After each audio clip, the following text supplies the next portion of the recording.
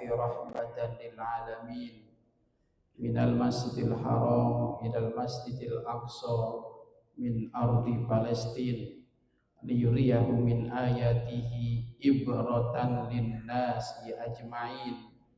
أشهد أن لا إله إلا الله وحده لا شريك له القوي المتين، وأشهد أن سيدنا محمدا عبده ورسوله الحليم.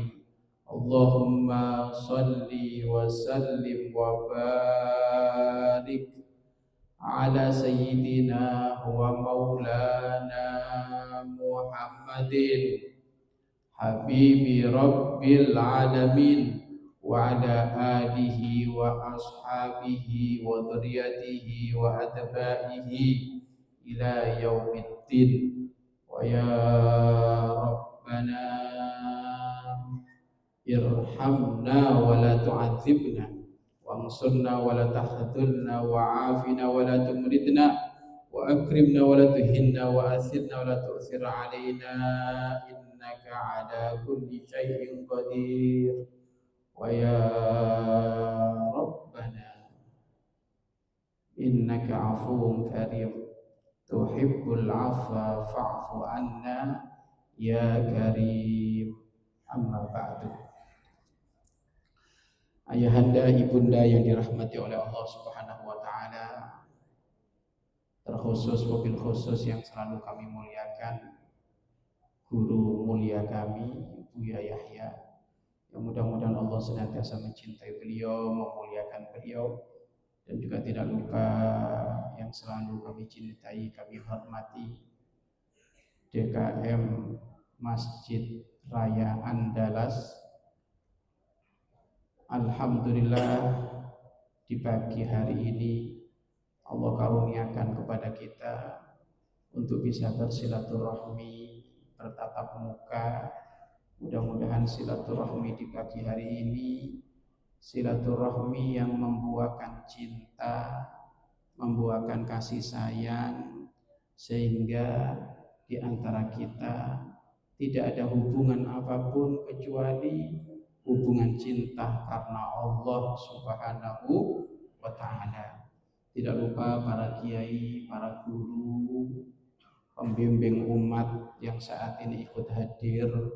Mudah-mudahan para kiai, para tuan guru, mudah-mudahan antum semuanya diberikan oleh Allah panjang umur dalam keadaan taat dan sehat walafiat. Amin amin ya rabbal alamin. Tema di pagi hari ini adalah tema yang sebenarnya begitu panjang dan padat, berbicara tentang mukjizat besar baginda Nabi Muhammad SAW. Tidaklah kita berbicara mukjizat Nabi kecuali di situ ada urusan iman yang sangat penting untuk kita obrolkan agar supaya keraguan-raguan di dalam hati kita hilang, sirna, yang ada benar-benar kokoh keimanan kita kepada Allah, kokoh keimanan kita kepada baginda Nabi Muhammad SAW. Kekhawatiran dan ketakutan orang-orang soleh, mereka adalah orang-orang yang senantiasa takut, khawatir kalau imannya bermasalah. Kapan iman itu bermasalah? Ya tentu sholatnya bermasalah. Kapan sholatnya bermasalah, maka kebaikan-kebaikan yang dilakukan di dunia bermasalah semua. Insya Allah pada pertemuan yang singkat ini coba kita meringkas perjalanan agung makhluk yang termulia, teristimewa baginda Nabi Muhammad Sallallahu Alaihi Wasallam. Kapan kita berbicara mukjizat, tentu ini adalah perkara yang luar biasa. Dan tentu wilayah-wilayah mukjizat Nabi seperti ini adalah wilayah-wilayah yang banyak orang-orang di luar sana coba meremehkan, coba mendustakan dengan mengatakan itu cerita tidak sahih, itu cerita tidak benar atau mengakui adanya kejadian Isra Mi'raj baginda Nabi Muhammad SAW, tetapi pengakuannya tidak total, mengatakan bahwasanya iya kejadian Isra Mi'raj baginda Nabi Muhammad kejadian benar, betul, hak, tetapi kejadian itu hanya dalam mimpi. Bukan sesungguhnya Nabi Muhammad berangkat.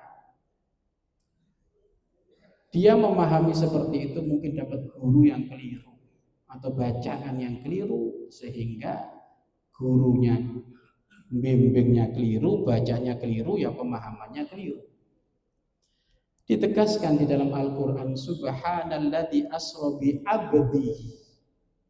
Kalimat abdun itu adalah kalimat yang menunjukkan akan adanya jasad dan nyawa.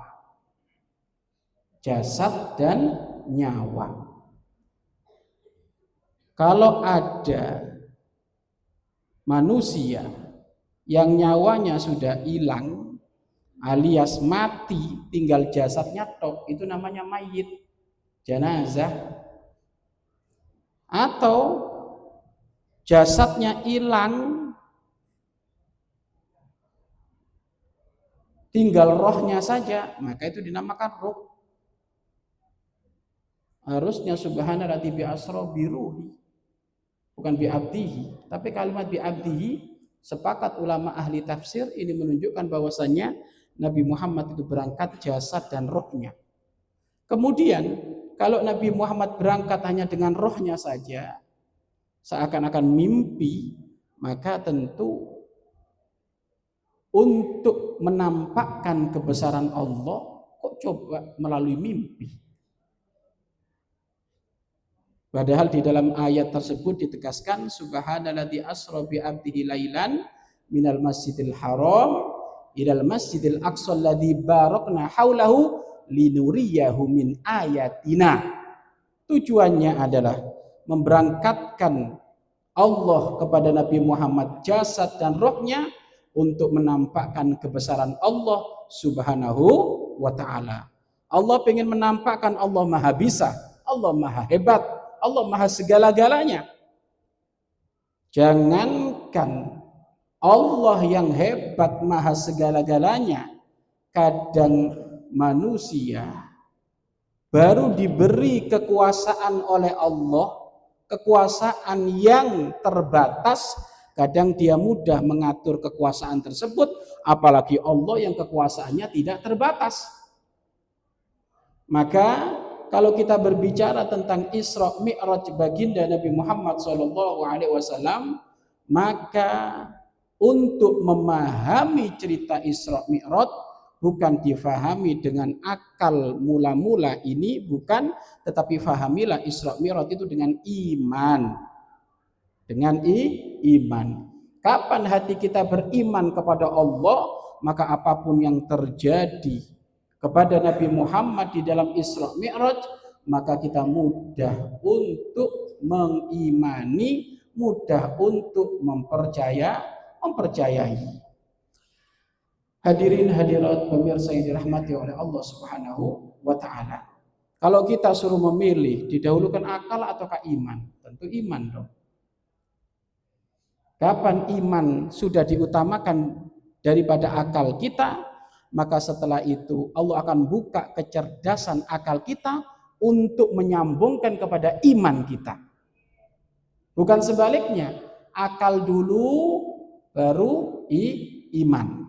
Mungkin ada orang memahami sesuatu akal dulu baru beriman, ya, tapi yang paling hebat itu adalah iman dulu baru akal. Sebagaimana Abu Bakar As-Siddiq radhiyallahu anhu, beliau mendengar cerita Isra Mi'raj baginda Nabi Muhammad SAW, tidak panjang lebar beliau berkata, aku percaya jika yang bercerita Nabi Muhammad, andaikan ada cerita lebih daripada itu, selama Nabi Muhammad yang bercerita, aku percaya.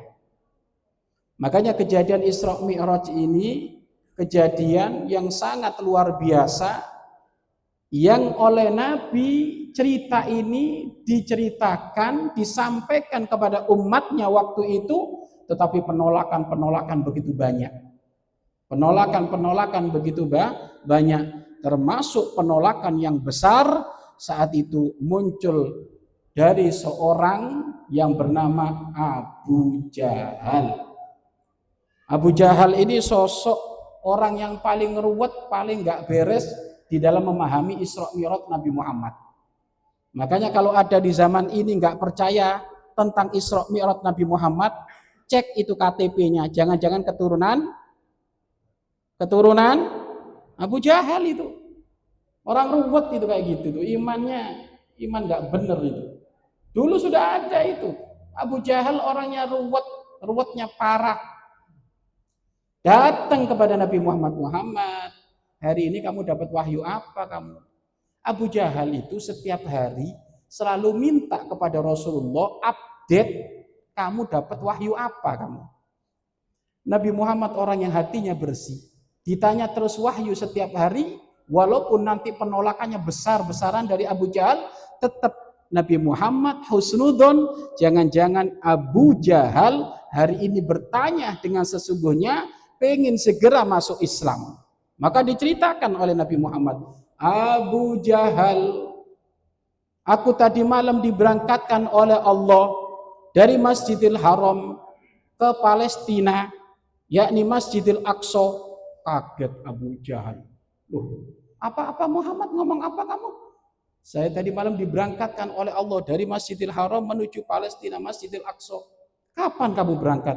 Tadi malam. Nyampe kapan? Tadi malam. Mula-mula akal dan hatinya Abu Jahal percaya. Kenapa? Nabi Muhammad tidak pernah berbohong. Gelarnya adalah Al-Amin. Orang yang sangat dipercaya.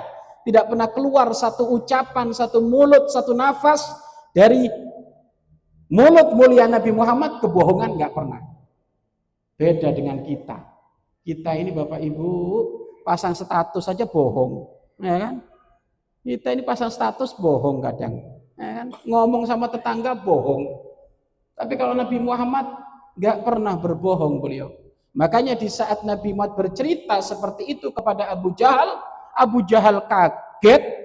kagetnya memahami Muhammad gak bakal bohong, tetapi dicerna oleh otaknya, oleh Abu Jahal, Muhammad sudah mulai ngomong lantur ini.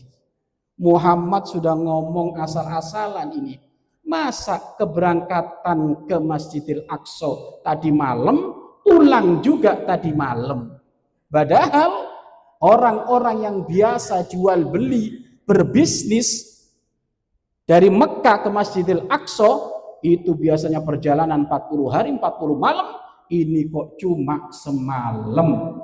Akhirnya Abu Jahal berkata, sekarang kamu kena Muhammad, kamu bakal jatuh kamu Muhammad, kamu bakal dilengserkan oleh umatmu, kamu bakal ditinggal oleh umatmu karena kamu ngomong asal-asal.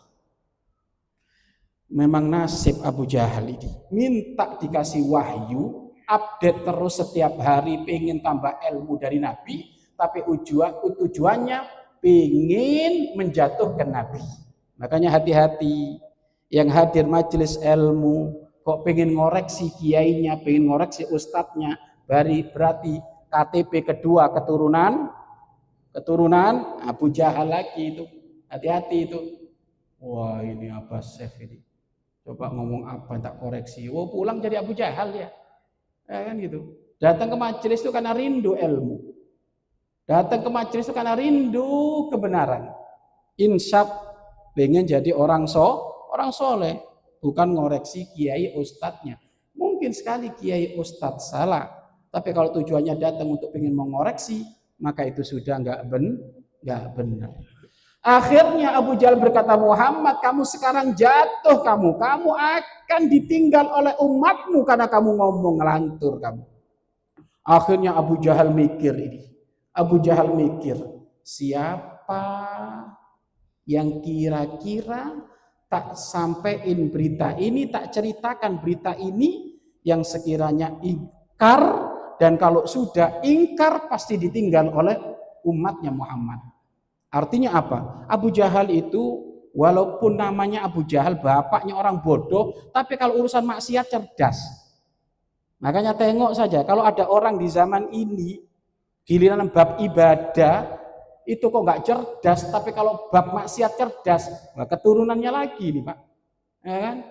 Kalau diajak mikir, gimana mikir kemajuan masjid, mentok. Kalau diajak mikir untuk kemajuan madrasah, mentok. Diajak mikir untuk kemajuan umat Nabi Muhammad, mentok. Tapi kalau diajak mikir organ tunggal, konser dangdut, konser ini, paling cepat. Nah ini keturunannya lagi nih Pak. Ya, tapi ingat, jangan sampai nanti pulang nyari KTP keturunan Abu Jahal, nggak boleh. Ya, ini warning buat diri kita sendiri. Ibu, Bu, melek kan? Suara kami jelas. Jadi nanti pulang nggak usah ngecek KTP-nya orang ya. Saya mau nyari KTP Abu Jahal, jangan, tersinggung nanti. Ya, itu hanya buat pengingat kita. Oh, ada model-model orang kayak gitu. Ada banyak. Jadi kalau diajak mikir masjid, di mana masjid ini biar maju, melempem, alias nggak berkutik. Tapi kalau diajak mikir maksiat, masya Allah. Ayo Agustusan ini, kira-kira lomba apa ini? Agustusan. Lombanya Bapak Ibu, lomba busana perempuan. Laki-laki suruh pakai perempuan, suruh jadi apa itu? Jadi lombanya aneh-aneh. Gagasannya, idenya aneh-aneh. Abu Jahal ini, kalau urusan memusuhi Nabi, paling cerdas Abu Jahal itu. Baik, sekarang aku punya kartu, Muhammad ngomong ngelantur. Coba berangkat malam, pulang malam ke Masjidil Aqsa. Kalau nggak ngelantur apa ini? Secara naluri akal manusia nggak nyambung ini. Berarti saya harus ngomong ke salah satu media terbesar saat itu, agar supaya kalau saya sudah ngomong di media itu, semuanya orang akan meninggalkan Muhammad. Cerdas kalau bab memusuhi Abu Jahal. Dan ditengok-tengok tidak ada media yang paling besar di zaman itu kecuali media yang bernama Abu Bakar As-Siddiq radhiyallahu anhu. Kenapa? Karena Abu Bakar As-Siddiq ini orang yang dekat dengan Nabi, orang yang begitu percaya dengan Nabi. Kalau sudah Abu Bakar As-Siddiq ini sama pemahamannya seperti saya, maka semuanya umat akan meninggalkan Muhammad. Setelah ketemu Nabi dengan ingkar dan mensumpah serapai Nabi, kamu ngawur Muhammad, maka datang kepada Abu Bakar As-Siddiq. Abu Bakar. Sama. Abu Bakar itu hatinya kayak Rasulullah. Didatangi Abu Jahal dan diucapin, dikatain macam-macam, tetap Abu Bakar itu hatinya bersih kayak Rasulullah. Wah, Abu Jahal tumben ini, pagi-pagi datang. Siap Abu Jahal, ada apa? Kamu kenal nggak sama kawanmu yang kamu agungkan itu? Siapa itu? Itu kawanmu itu yang dapat gelar Al-Amin. Oh, Nabi Muhammad. Iya, kenapa? Kamu kan sayang sama dia. Kamu kan beriman sama dia. Kamu kan percaya sama dia. Ya, betul, saya beriman. Nih, saya mau nanya sama kamu. Abu Bakar, kamu itu kan juga seorang pembisnis, seorang saudagar. Saya mau nanya, orang kalau berdagang menuju Palestina itu berapa hari? Ya, Abu Bakar ngomong polos. Ya, 40 hari. 40 hari Abu Bakar? Betul, cocok, cerdas kamu. Kata Abu Jahal. Cerdas, nyambung nih otaknya sama saya. Kata Abu Jahal. Terus kenapa? Abu Jahal, kata Abu Bakar. Baik, jadi 40 hari kan? Cocok, sepakat? Ya, sepakat 40 hari. Sekarang saya mau nanya. Kalau ada orang di zaman ini ngomong berangkat ke Masjidil Aqsa tadi malam, pulang juga tadi malam, kira-kira kamu percaya tidak? Kamu percaya tidak? Kata Abu Bakar, ya nggak mungkin. Masa ada? Cocok inti, sama dengan kita inti. Udahlah, soulmate kita ini.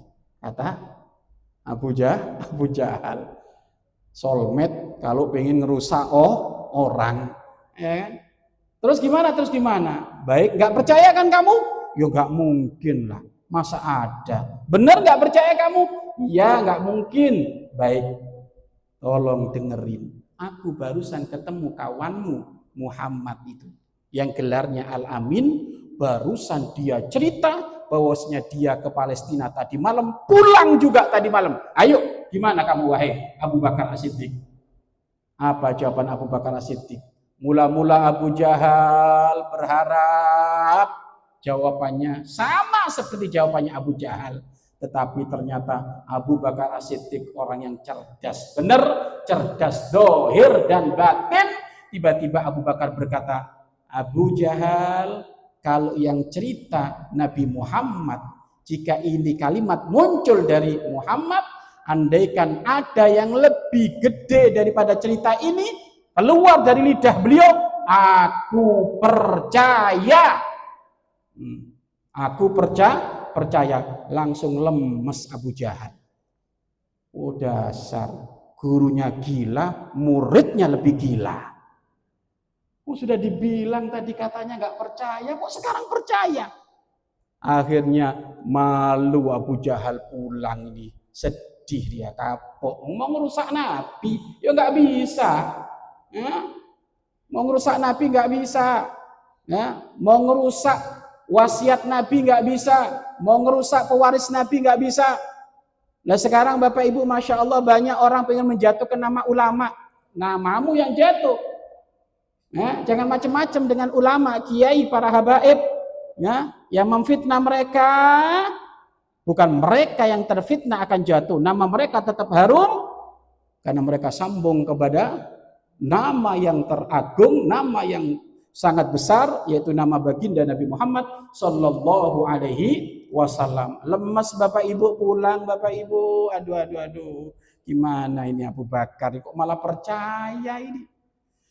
Abu Bakar mula-mula ragunya gara-gara muncul dari Abu Jahal. Akhirnya datang kepada Rasulullah, ya Rasulullah, kami didatangi Abu Jahal, bercerita ini, bercerita itu. Apakah benar ini engkau yang bercerita ya Rasulullah? Betul. Baik ya Rasulullah, aku sangat percaya. Nah dari sini Bapak Ibu, ada hikmah yang bisa kita petik. Satu, Ibu, Bapak, di akhir zaman ini banyak orang itu sumbu pendek.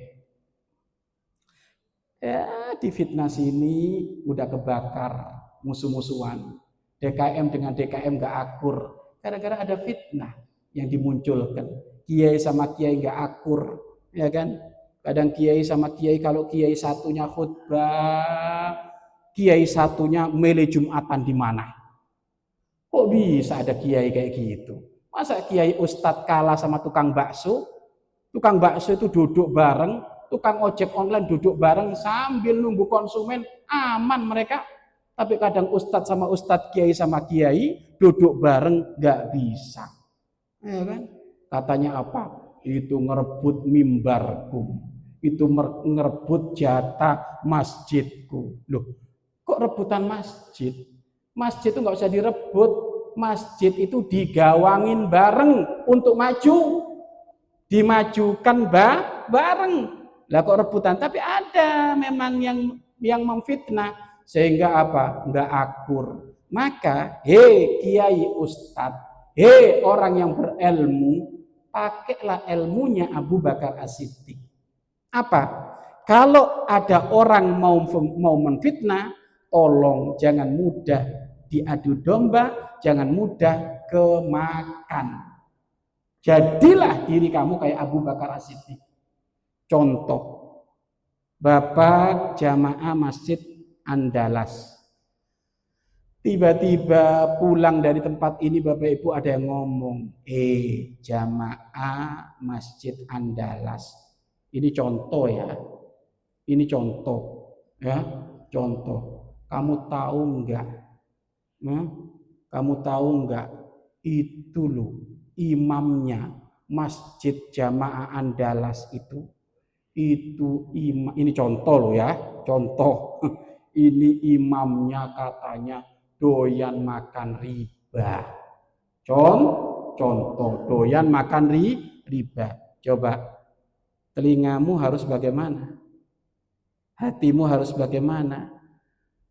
Nggak usah percaya. Enggak, saya ngerti itu imamnya siapa. Saya ngerti DKM-nya siapa. Saya tahu dengan dia, aku dekat dengan dia karena dia orang soleh, orang baik. Langsung ditolak kayak gitu. Bukan malah diundang. Coba mana buktinya, share ke saya, nanti tak sebar. Loh, dasar tukang fitnah. Ya kan? Ibu juga sama. Ibu pulang dari masjid sini.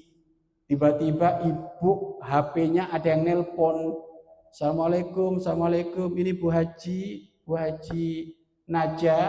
Betul, ini contoh Bu Haji Najah. Ya betul Bu Haji. Bu Haji jamaah Masjid Andalas kan? Ya betul. Bu Haji, punten. Saya mau nanya. Bu Haji tahu nggak suami Bu Haji sekarang ada di mana? Ada orang nelpon nanya suami Bu Haji. Nanya suami ibu. Ibu tahu nggak suaminya sekarang ada di mana? Ya kata ibu, ya pasti suamiku sekarang jam 8, jam 9 ya dia ada di kantor. Kata ibunya, bener ini ibu. Tak taunya yang nelpon ngomong, Bu Haji coba cek. Karena saya tadi ngelihat suamimu goncengan sama perempuan. Ayo gimana kalau ada orang kayak gini ngomong? Diundang ke rumah, dikasih bolu sama teh, atau langsung ditutup, di stop. Tapi ada ibu-ibu yang setengah nggak bener. Hehe, siapa kamu? Jangan ngomong di telepon sih. Sini ke rumah, nanti tak kasih kue. Lo mau ngerusak rumah tangganya, diundang ke rumah. Bodoh ini. Ya kan? Harus siapa? Enggak. Suamiku sekarang lagi kerja, ada di kantor. Nggak mungkin itu kayaknya matamu terahum, kurang kacamata, yang dilihat salah. Perlu kita di zaman ini kayak gitu, Pak, biar nggak mudah diombang-ambing, Pak. Kita Masya Allah di zaman ini Masya Allah sudah tahu setiap hari itu makan sama kawannya, Pak. Ada WA masuk ngomongin kawannya, kepercayaannya pudar. Wah, ini berarti orang yang nggak setia itu. Lah kita harus belajar dengan ilmunya Abu Bakar As-Siddiq. Direndahkan kayak apapun Nabi Muhammad, Abu Bakar As-Siddiq tetap percaya. Andaikan benar terjadi dengan sesuatu yang tidak kita inginkan, atau mungkin kita ngelihat langsung, loh kok bener dia kok makan riba, mungkin mata kita diucek-ucek ini, kayaknya bukan dia, gitu loh. Kenapa? Biar hati kita nggak kotor, apalagi belum jelas Bapak Ibu. Mohon maaf Bapak Ibu, sekarang WA Bapak Ibu bukan dijadikan ajang silaturahmi, ajang nyebar fitnah. Fitnah, ya kan? Dan Masya Allah Bapak Ibu, fitnah itu Bapak Ibu nggak milah-milih. Kadang fitnah itu Bapak Ibu juga ngambil nama tokoh-tokoh besar. Termasuk kemarin masih ingat mungkin yang mungkin media, termasuk guru mulia kami, Buya itu kan difitnah. Buya membolehkan zina. Ada kasus artis itu kan minta pendapat ke Buya. Iya kan? Yang namanya ulama dimintain pendapat, tentu pendapatnya adalah cara pandangnya ya sesuai syariat Nabi. Tapi namanya netizen, maha benar netizen, dipelintir. Buya membolehkan perzinahan. Wah ini Bapak Ibu, dari mana? Siapa yang membolehkan perzinahan? Yang membolehkan perzinahan itu keluar dari Islam.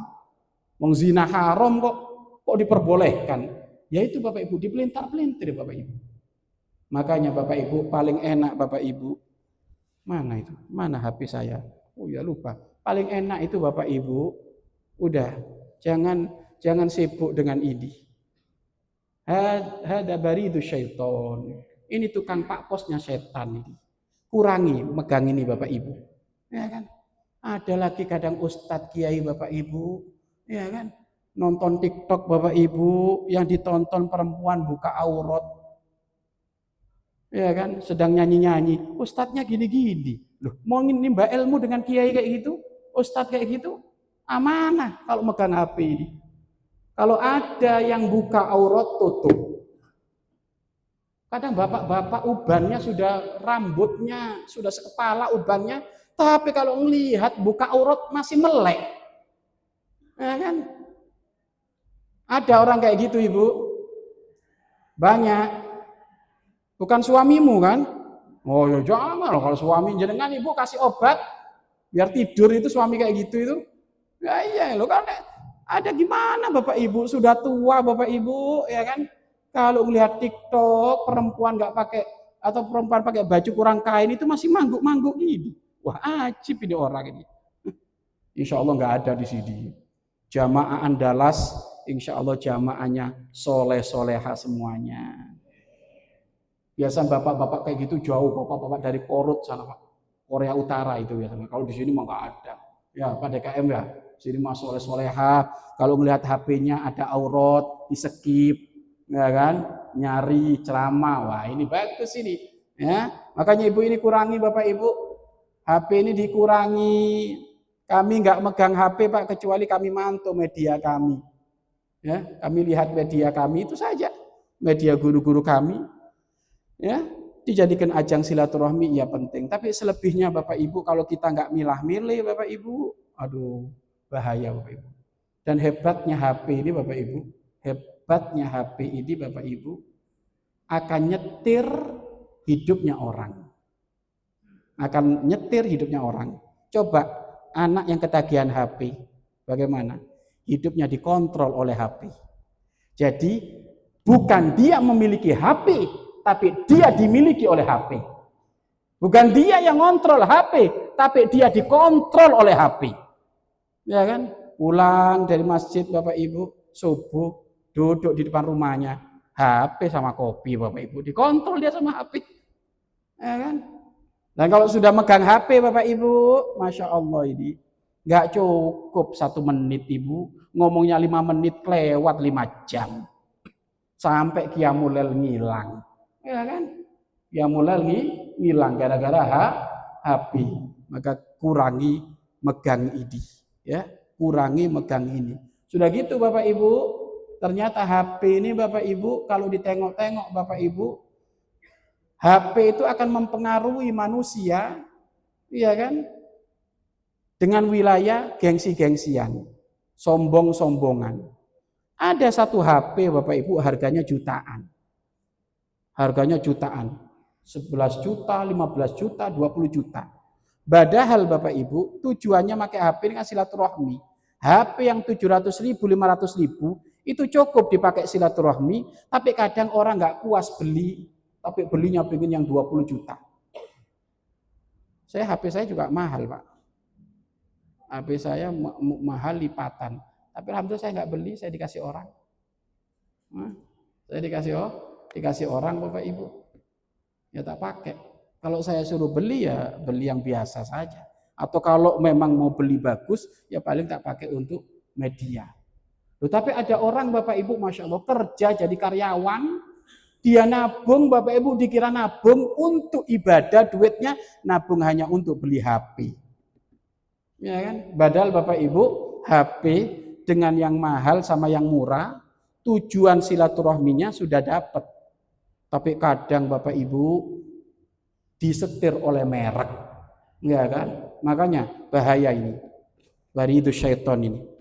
Pak posnya setan itu bahaya. Pak posnya setan ini bahaya. Makanya Ibu jangan sampai dikendalikan oleh HP. Ayo kita ngontrol HP. Nah sekarang Bapak Ibu orang mengakses yang baik mudah dengan HP, mengakses yang jelek juga mudah dengan HP. Makanya ayo Isra Mi'raj kali ini kita bangun hubungan kita dengan Allah melalui hubungan kita yang baik dengan para ulama, para kiai, para pewarisnya dengan mengurangi jatah HP, banyakin silaturahmi dengan beliau. Ya, banyakin silaturahmi dengan beliau. Khususnya anak kita, Bapak Ibu, tolong anak kita, tolong fahamkan kepada anak jenengan bahwasanya yang indah bukan di dunia maya, yang indah di dunia nyata. Hati-hati, anak kita Bapak Ibu kadang senang berlama-lama ada di kamarnya. Berlama-lama ada di kamar, tak taunya dengan HP. Dia ngerasa apa? Yang paling indah dunia maya, tapi dunia nyatanya enggak.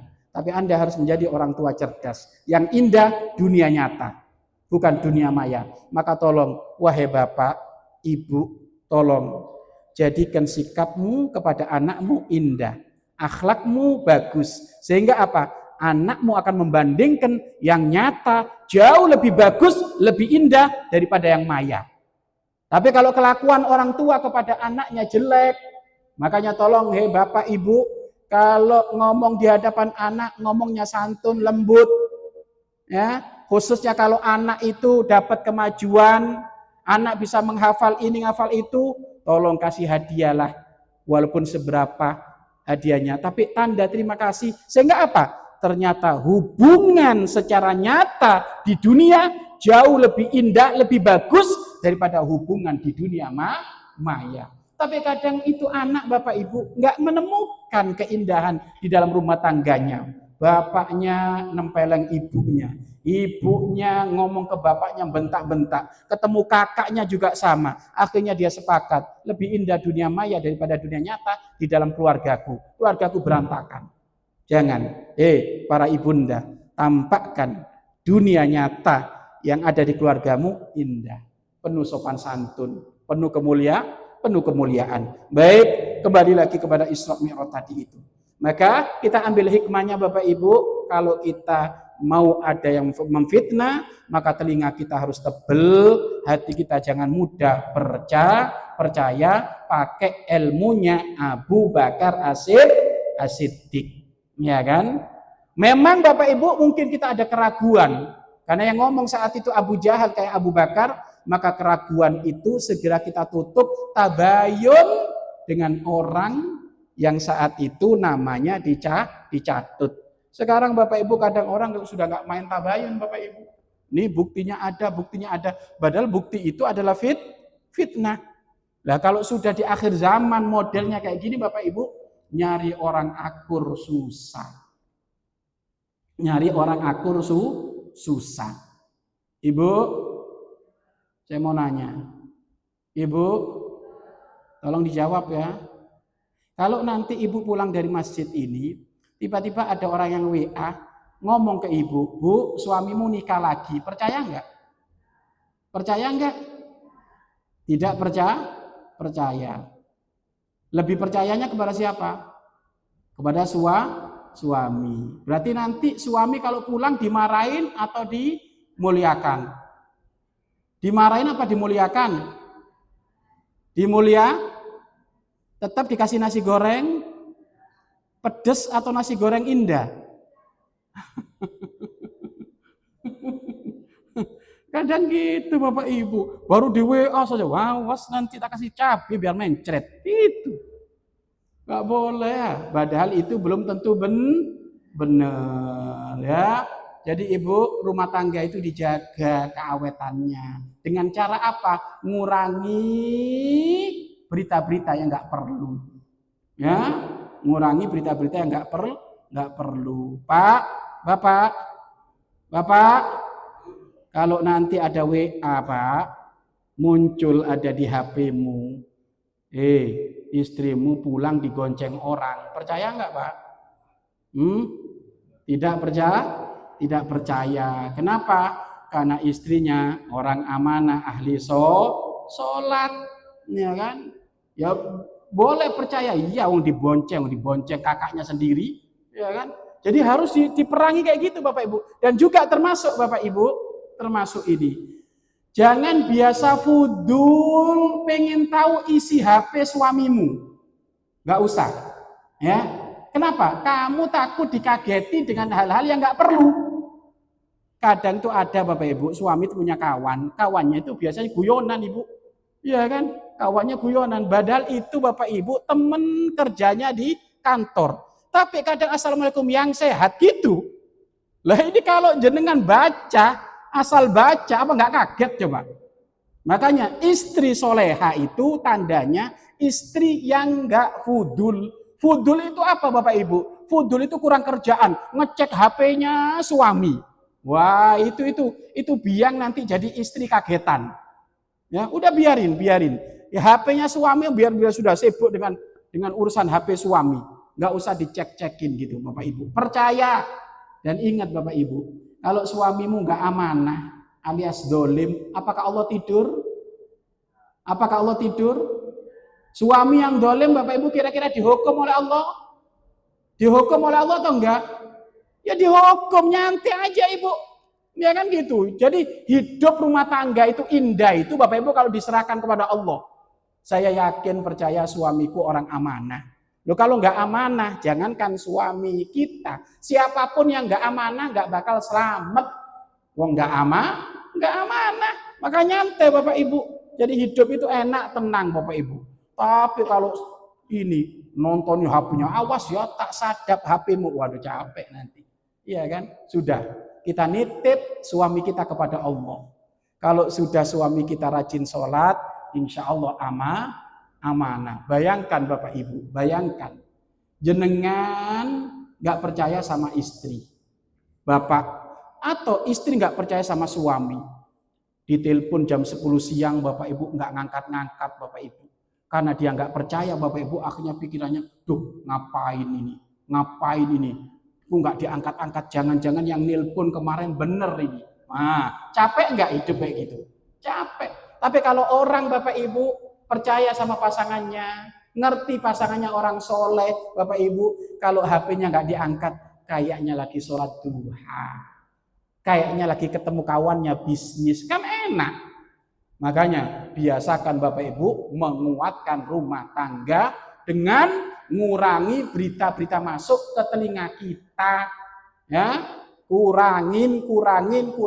Tapi bukan berarti Bapak Ibu nggak peka dengan kesalahan pasangan, karena jangan sampai Bapak Ibu ada juga orang sudah tahu pasangannya salah kok nggak ngingetkan, itu juga nggak benar. Saling mengingatkan di dalam rumah tangga itu Bapak Ibu penting, ya, karena rumah tangga itu dibentuk, ya, dihalalkan oleh syariat Islam untuk sama-sama ngawal semakin dekat kepada Allah Subhanahu wa taala. Jadi hikmah yang pertama cerita Isra Mi'raj itu Pak, ternyata hubungan Nabi Muhammad dengan Abu Bakar ini spesial Pak.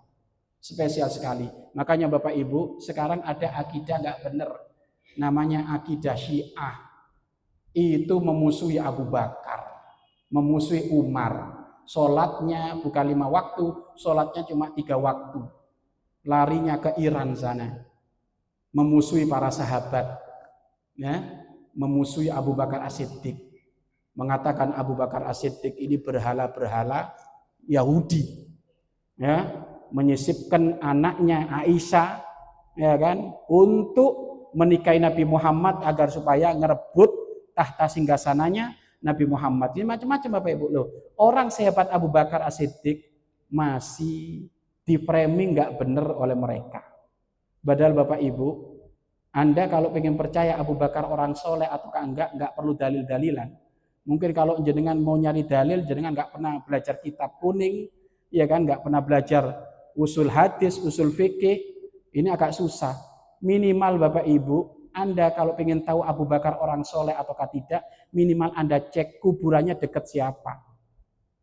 Yang pernah kunjung ke Madinah itu, setelah nama Rasulullah itu namanya siapa? Masa orang bejat ditempelin dengan nama Nabi Muhammad? Kan gitu. Itu sebaik-baiknya nama, sebaik-baiknya orang. Kuburannya Abu Bakar As-Siddiq itu Pak, kuburannya dekat dengan Rasulullah. Iya kan? Satu kamar dengan Nabi Muhammad. Ada juga di situ Umar ibn Khattab. Nah, mudah-mudahan bisa kunjung ke sana Bapak Ibu, bisa kunjung ke Madinah biar imannya tambah kuat Bapak Ibu ya. Silaturahmi ke sana, mengucapkan salam dari dekat kepada baginda Nabi Muhammad sallallahu alaihi wasallam. Coba Bapak Ibu, Abu Bakar As-Siddiq mendahulukan iman atau akal? Ayo, mendahulukan iman atau akal? Iman. Loh kalau sudah beriman Pak, maka iman itu kecerdasan hati Pak. Iman itu kecerdasan hati. Loh kalau sudah kecerdasan hati itu dinomorsatukan, maka Allah akan membuka kecerdasan akal untuk nyambung kepada imannya. Nah sekarang orang kebalik Bapak Ibu, khususnya anak-anak muda. Dia belajar sains Pak. Sains itu kan kecerdasan akal. Sains ya kan? Itu kecerdasan akal, tapi musuhin Allah jadinya. Wah, berarti cerita Isra Mi'raj nggak bener ini. Kenapa? Secara sains nggak ketemu ini. Nah ini, makanya ini orang keblinger Bapak Ibu. Kecerdasan hati dulu dibangun, baru kecerdasan akal akan nampak. Tapi kalau kecerdasan hati nggak dibangun Bapak Ibu, maka kecerdasan akalnya akan menyesatkan Bapak Ibu. Makanya Bapak Ibu, kita singkat saja cerita ini.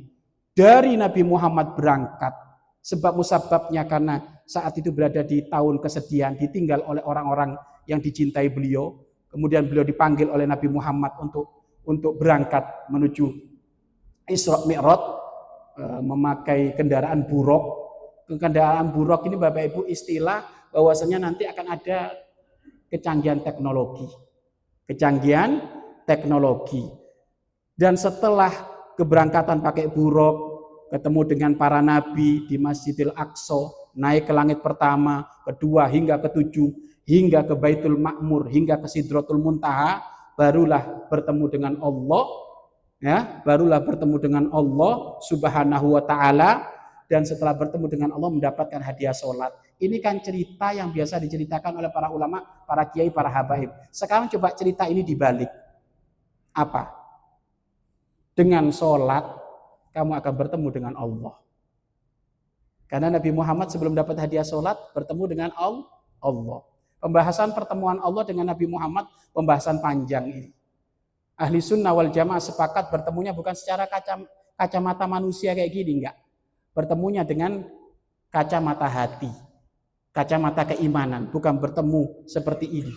Ya, walaupun antara Sayyidatina Aisyah dengan Sayyidina Abdullah, beliau berbeda pendapat, tapi jumhur ulama sepakat bertemunya Nabi dengan Allah itu bertemu dengan wilayah hati yang beriman kepada Allah, bukan wilayah mata telanjang kayak gini, enggak. Karena ahli sunnah wal jamaah sepakat selama masih ada di dunia tidak akan mungkin bertemu dengan Allah secara langsung kecuali nanti masuk surganya Allah Subhanahu wa taala. Jadi dengan sholat Ibu kita akan bertemu dengan Allah, Bapak Ibu. Dengan sholat Bapak Ibu kita akan dekat dengan Allah. Loh, kalau sudah dekat dengan Allah, Allah yang memiliki segala solusi dari segala permasalahan kita Bapak Ibu, maka semuanya akan mudah. Heran bin ajaib, Allah memanggil dengan adzan. Sehari semalam 5 waktu, 5 kali. Allah manggil mereka semuanya. Tujuannya apa? Ayo ngadep kepadaku. Yuk cerita urusan rumah tanggamu. Yuk cerita urusan hidupmu. Yuk cerita keluh kesahmu di dalam hidupmu. Tapi ternyata panggilan itu Pak dicuekin. Lebih senang curhat kepada selain Allah alias makhluknya. Maka rugi orang kayak gini. Bapak Ibu, kalau mau curhat jangan ke manusia. Kalau curhat ke manusia itu Bapak Ibu kadang cuek, kadang nggak diapa-apain Bapak Ibu. Tapi kalau curhat sama Allah, curhat masalah hidup, ya dengan 5 waktu sholat itu dijalankan, maka insya Allah hidup kita aman, hidup kita penuh dengan kedamaian Bapak Ibu. Kemudian ya bertemu dengan para nabi Bapak Ibu, ini satu wilayah kedudukan yang agung, ya. Tidaklah bertemu dengan para nabi kecuali memang ini adalah orang-orang mulia. Maka dengan sholat kita akan nyampe kepada wilayah pada waktunya nanti kita akan bertemu dengan para nabi. Dan para nabi itu Bapak Ibu hakikatnya tidak meninggal, jasadnya memang dikubur, tapi rohnya tetap melakukan aktivitas ibadah, melanjutkan ibadah kepada Allah Subhanahu wa taala Bapak Ibu. Terakhir Bapak Ibu, biar orang nggak salah paham, ya, di atas itu tempatnya siapa? Ada kesalahpahaman di masyarakat Bapak Ibu. Sering berkata Bapak Ibu, bagaimana usahamu, bagaimana bisnismu, bagaimana keluargamu? Aku serahkan apa kata yang di atas. Siapa yang di atas? Cicak, burung. Kalau ngomong yang jelas, jangan ngomong kayak gitu. Bagaimana permasalahanmu ini? Aku serahkan kepada Allah. Bukan aku serahkan apa kata yang di atas. Ngamuk burung sama cicak, Pak. Ya kan? Di atas bukan tempatnya Allah. Allah nggak butuh tempat. Karena Allah yang menciptakan tempat. Lalu di atas tempatnya siapa? Di atas tempatnya Nabi Muhammad bertemu dengan Allah. Bukan tempatnya Allah. Allahu kan qabla khalqil makan wa ba'da khalqil makan Allahu kan kamakan. Allah itu ada sebelum terciptanya tempat. Sebelum terciptanya atas Allah ada? Allah ada? Ada. Setelah terciptanya tempat Allah juga tetap ada. Loh kok bisa Allah butuh atas? Nah ini ada pemahaman-pemahaman yang perlu diluruskan Bapak Ibu. Kadang ngajarin anak-anak TK Allah di mana sambil nunjuk di atas ini.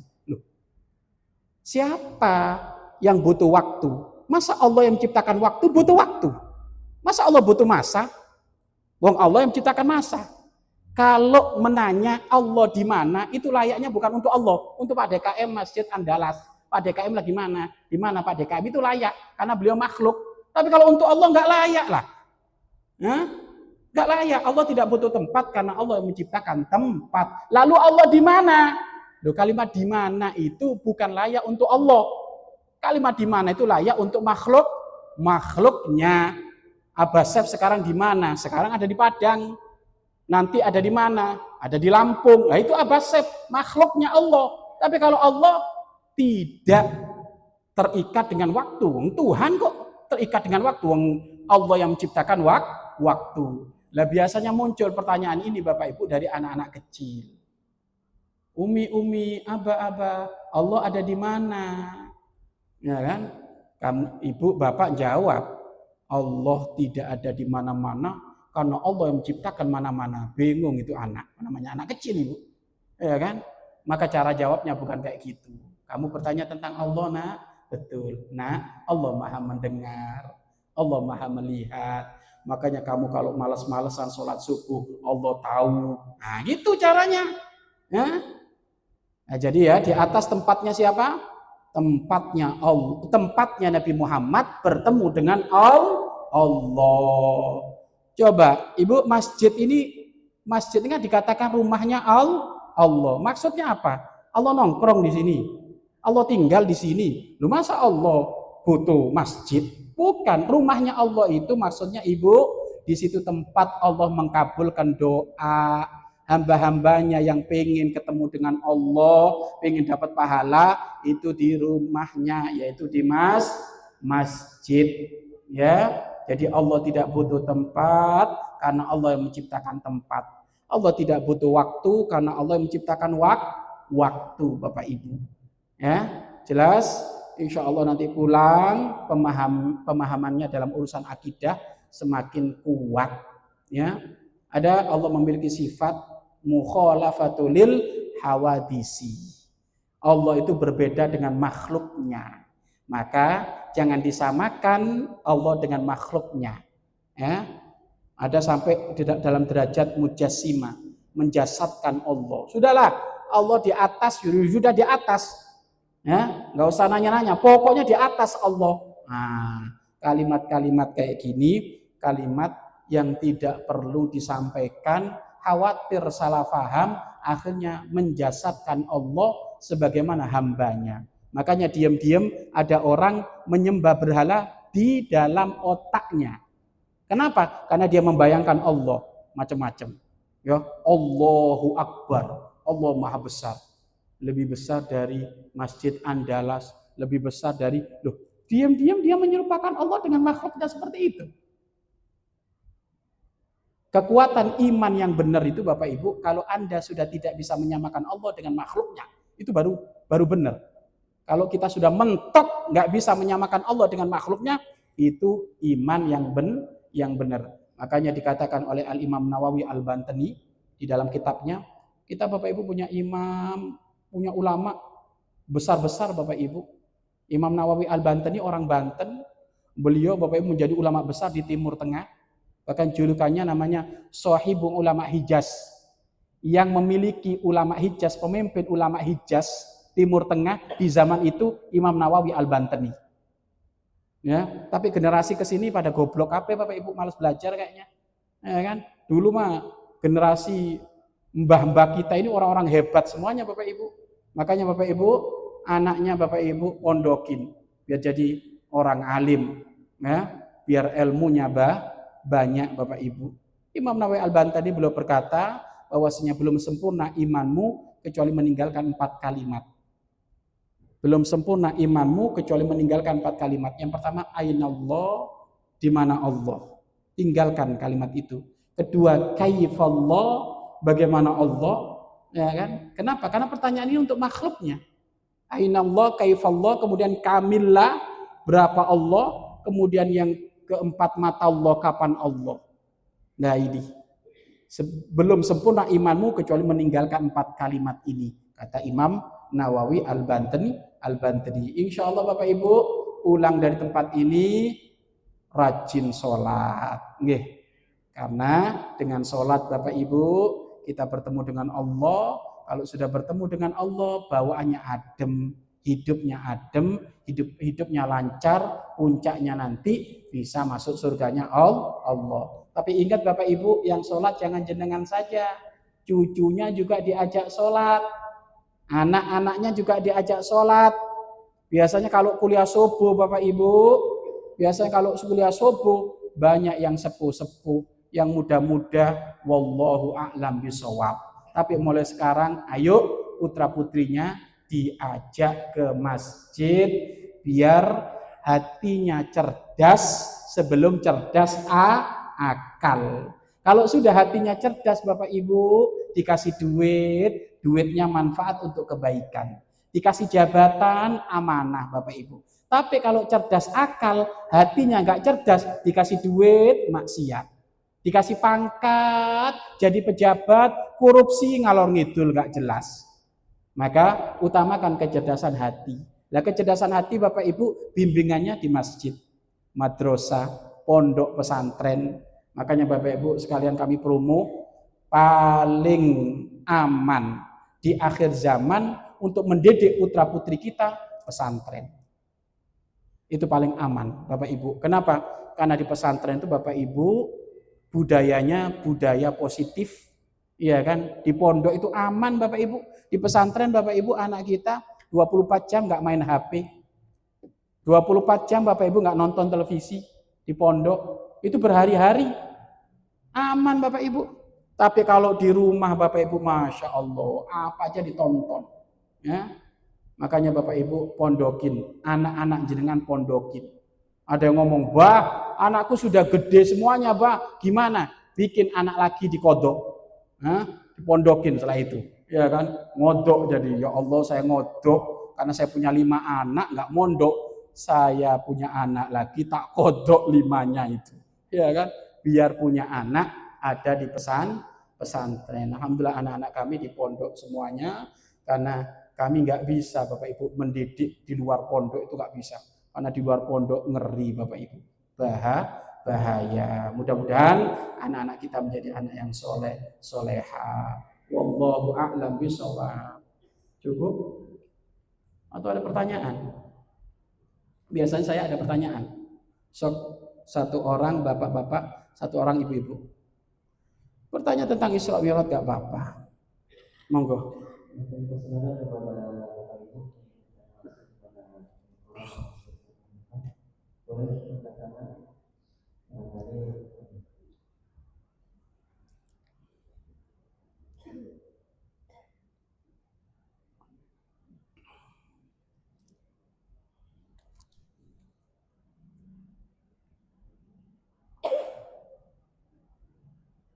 Imsik Reza, ente aja Reza, imsik Reza, ente imsik. Sudah. Assalamualaikum warahmatullahi wabarakatuh.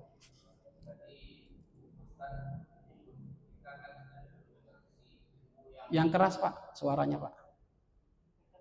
Kita kan ada dulu referensi ilmu dari ulama. Betul. Tapi kalau zaman sekarang Pak, kan banyak ulama-ulama itu yang ada yang salafi, macam-macam lah itu Pak. Yang menyimpang dari ajaran Islam. Kan harus kita wajib kita seleksi. Baik.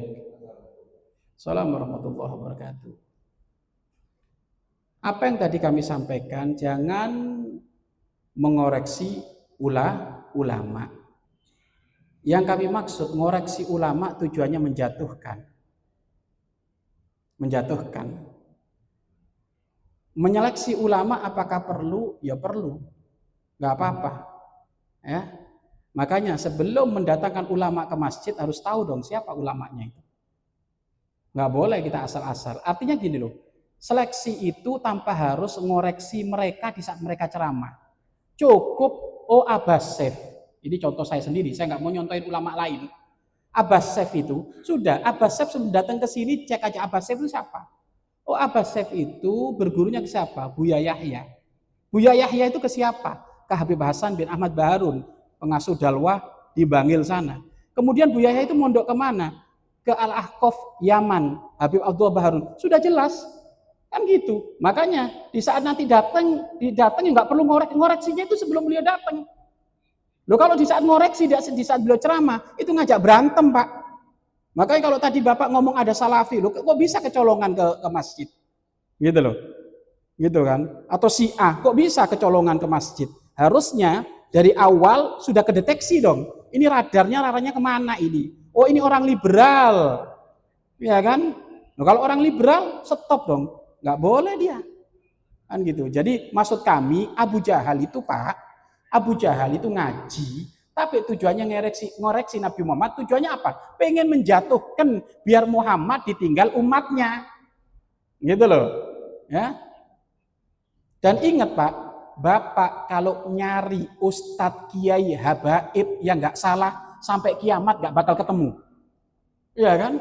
Beliau adalah manusia mungkin sekali salah, tapi salah di saat melihat beliau salah ada tata caranya di dalam mengingatkan.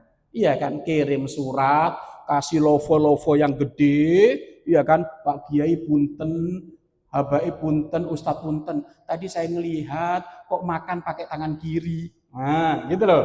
Tadi ngelihat kok minum berdiri. Karena sudah ada love-nya Pak, love-nya Pak, aku cinta kamu Pak Kiai, akhirnya nggak tersinggung. Tapi ada sekarang Bapak Ibu negur orang Kiai, kalau ngomong jangan asal-asalan, ya ini juga nggak adab. Ya kan? Kebenaran jika disampaikan dengan cara yang nggak baik, jadinya juga nggak baik. Namanya kebenaran sampaikan dengan cara yang paling baik, paling benar. Baik cara baik secara syariat Nabi dan cara baik secara umumnya kacamata manusia. Jadi menseleksi kiai itu penting Pak. Kapan? Bukan di saat kiainya di atas mimbar. Kalau kiainya di atas mimbar itu namanya kecolongan. Sebelum kiai itu datang, ustadz datang, udah dicek. Ini siapa gurunya? Wah gurunya ke Abu Jahal, tolong di stop. Ya kan? Cara nyetopnya gimana? Bilang Masjid Andalas lagi kerja bakti, mohon maaf. Ya beres. Kan gitu. Jadi harus kayak gitu, harus tegas kayak gitu orang tua kami. Nah, jadi seperti itu. Wallahu a'lam bishawab. Ibu-ibu biar adil. Monggo Ibu. Ibu bertanya bikin sambal saya bisa. Ayo.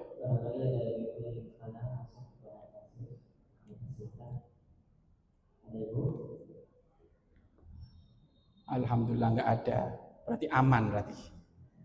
Kita tutup dengan doa. Bismillahirrahmanirrahim. Alhamdulillahirabbil alamin. Allahumma shalli wa sallim wa barik ala sayyidina Muhammad wa ala ali sayyidina Muhammad. Ya Allah, ya Allah, kuatkan iman kami ya Allah. Kokohkan iman kami ya Allah. Di saat iman-iman hamba-hambamu tergelincir di luar sana ya Allah. Ya Allah, saat ini kami telah kelar melaksanakan sholat subuh. Jadikan sholat subuh kami kau terima ya Allah. Jadikan apapun kebaikan yang kami kerjakan mohon diterima, mohon diterima, mohon diterima. Dan jadikan masjid ini ya Allah sebab musabab munculnya orang-orang soleh dan soleha. Jadikan masjid ini ya Allah sebab tersampaikan syariat kekasihmu Nabi Muhammad. Jadikan masjid ini ya Allah pelopor kebaikan bagi hamba-hambamu ya Allah. Ya Allah berikan kepada kami ya Allah panjang umur dalam keadaan taat dan sehat walafiat. Berikan kepada kami ya Allah panjang umur dalam keadaan taat dan sehat walafiat. Berikan kepada kami ya Allah panjang umur dalam keadaan taat dan sehat walafiat. Dan jika ada di antara kami yang belum sempat hadir, mungkin karena sakit atau mungkin ada permasalahan, maka jadikan siapapun yang sakit dari keluarga kami pada waktunya berikan kesembuhan ya Allah. Entas penyakitnya ya Allah, cabut penyakitnya ya Allah, dan jadikan rasa sakitnya sebagai peleburan dosa, pengangkatan derajat, pemberian pahala yang banyak di hadapan-Mu ya Allah. Ya Allah, ya Allah, di luar sana ya Allah banyak saudara-saudari kita ya Allah sedang Kau uji, ada yang kebanjiran, ada gempa, ada ini, ada itu. Ya Allah, kami mohon ya Allah, yang sedang Kau uji dari keluarga kami, yang sedang Kau uji dari kawan-kawan seiman kami, jadikan mereka orang-orang yang sabar ya Allah. Jadikan mereka semuanya orang-orang yang tabah, kokoh imannya dengan ujian tersebut ya Allah. Adapun harta yang hilang, kami mohon ya Allah, kembalikan harta kepada mereka dengan lebih banyak dan halal barokah, dengan lebih banyak yang halal dan barokah, dengan lebih banyak yang halal dan barokah. Jika ada dari ujian musibah tersebut, ada yang meninggal, ada yang wafat, jadikan beliau-beliau ya Allah meninggal dalam keadaan mati syahid, wafat dalam keadaan iman ya Allah. Ya Allah, ya Allah, ampunilah segala dosa-dosa kami. Ya Allah, kami sangat sadar dan faham dosa kami banyak. Mata kami pernah melihat yang haram, itu dosa, mohon dimaafkan ya Allah. Mulut kami ya Allah pernah berkata kotor yang haram, itu dosa, mohon dimaafkan kami ya Allah. Anggota tubuh kami pernah berbuat yang haram, itu dosa, mohon diampuni dosa anggota tubuh kami ya Allah. Bahkan hati kami ya Allah pernah berbuat yang haram, hati kami ya Allah ada ketersinggungan, hati kami ya Allah ada dendam, hati kami ya Allah ada dengki, hati kami ya Allah ada sombong, hati kami ada riya ya Allah. Banyak penyakit hati nempel di dalam hati kami, maka kami mohon ya Allah, sebagaimana Kau telah membersihkan hati Nabi di saat sudah bersih sebelum kejayaan Isra Mi'raj, maka jadikan ya Allah pagi hari ini Engkau membersihkan hati kami ya Allah.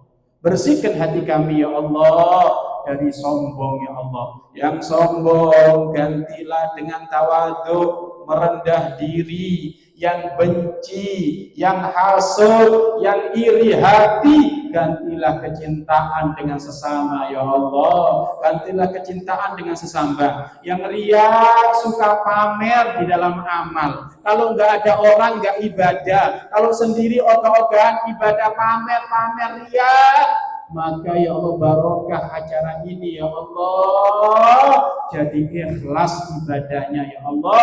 Jadi ikhlas ibadahnya ya Allah. Karenamu ya Allah. Ya Allah, anak-anak kami ya Allah, bantu mereka semuanya menjadi anak yang soleh-solehah. Cucu-cucu kami ya Allah, bantu mereka menjadi cucu-cucu yang soleh-solehah. Dan jauhkan dari anak-anak kami, keturunan kami ya Allah, pergaulan bebas ya Allah. Di luar sana pergaulan bebas mengerikan.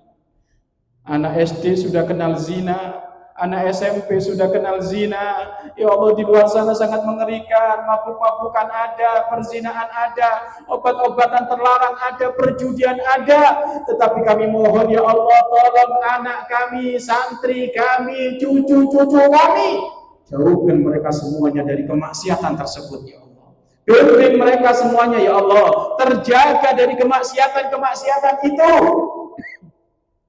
Dan jika ada ya Allah yang menyaksikan acara ini atau mendengar suara ini pernah terjumus dalam wilayah-wilayah kemaksiatan tersebut, kami mohon ya Allah, lembutkan hatinya ya Allah, agar supaya mereka tobat. Kasih petunjuk-Mu agar supaya mereka tobat, dan di saat mereka tobat mohon diampuni, mohon dimaafkan dosa-dosanya ya Allah. Ya Allah, ya Allah, ya Allah.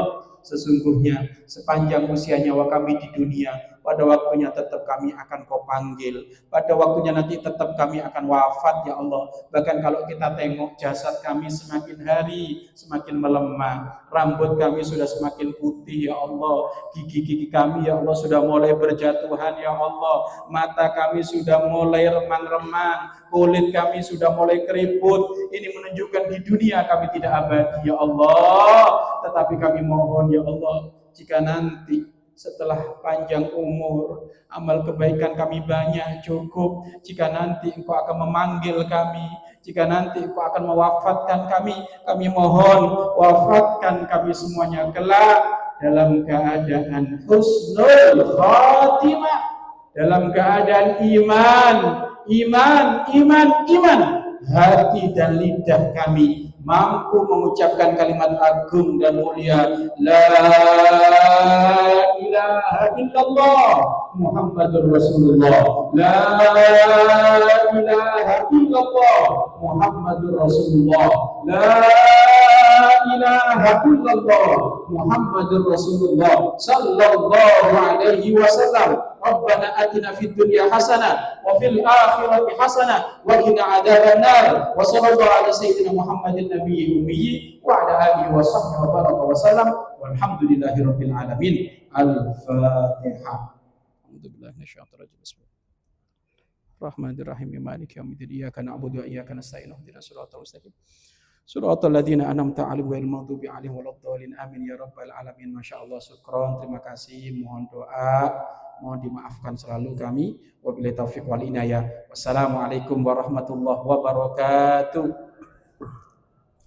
Waalaikumsalam warahmatullahi wabarakatuh.